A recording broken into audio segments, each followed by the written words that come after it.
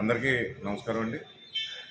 ప్రస్తుతం మన ఆంధ్రప్రదేశ్లో రాష్ట్రం మొత్తం మీద ప్రతి ఒక్కరూ ప్రజలంతా చాలా హ్యాపీగా ఉన్నారు. ఏదైతే ఆ స్కూల్లో చదువుకునే పిల్లల దగ్గర నుంచి, ఆ పౌష్టికాహారం దగ్గర నుంచి, గర్భిణీ స్త్రీల దగ్గర నుంచి, వృద్ధాప్యం పింఛన్లు అందుకున్న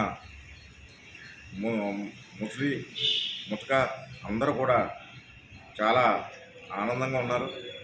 ఇది మన ఆంధ్రప్రదేశ్ ఆంధ్రప్రదేశ్గా తీర్చిదిద్దిన జగన్మోహన్ రెడ్డి గారికి, అలాగే మేమేదో వస్తామని చెప్తున్న చంద్రబాబు అండ్ టీం, ఆ టీం అంతా కూడా ఎన్ని ప్రయత్నాలు చేసినా ఎట్టి పరిస్థితుల్లోనూ రాలేదు. ఎందుకంటే కారణం, ప్రజల్లో వ్యతిరేకత ఉన్నప్పుడు లోకేష్ గారు పాదయాత్ర చేసినా, లేదు పవన్ గారు వారాహి యాత్ర చేసినా, లేదు రా కదలరా అని చెప్పేసి చంద్రబాబు గారు మరో మీటింగ్ పెట్టినా, ప్రజల్లో ఉన్న స్పందన ఉంటే మీ సభకు వచ్చే జనాన్ని చూస్తే మీకు తెలుస్తుంది.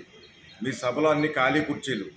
మేము ఇప్పుడు జగన్ గారు పెట్టిన సభ సిద్ధంలో మీకు నేను ఆ వార్తల్లో చూసింది, ఇటు 20 కిలోమీటర్లు అటు 20 కిలోమీటర్లు ట్రాఫిక్ జామ్లోనే సభా వేదిక కంటే 4-5 రెట్లు రోడ్ల మీదే ఉన్న పరిస్థితి ఇక్కడ జగన్ గారికి ఉంటే, మరి ఆ సభా వేదికలో ఉన్న ఖాళీ కుర్చీలు ఇచ్చే పరిస్థితి అక్కడ చంద్రబాబు గారికి ఉంటే, ఖచ్చితంగా ఇదే ప్రజా తీర్పు.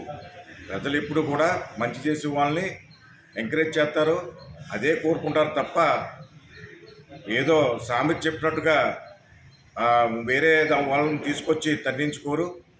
ఏదైతే పథకం అంతా మన కాళ్ళ దగ్గరకు వస్తుందో, మన కాళ్ళ దగ్గరకు వచ్చే పథకాన్ని ఆశీర్వదిస్తారు, వారినే గెలిపించుకుంటారు తప్ప కాళ్ళతో తన్నే వాళ్ళని ఎవరిని కూడా ప్రజలు లెక్క చేయరని చెప్పేసి మీకు తెలియజేసుకుంటున్నాను.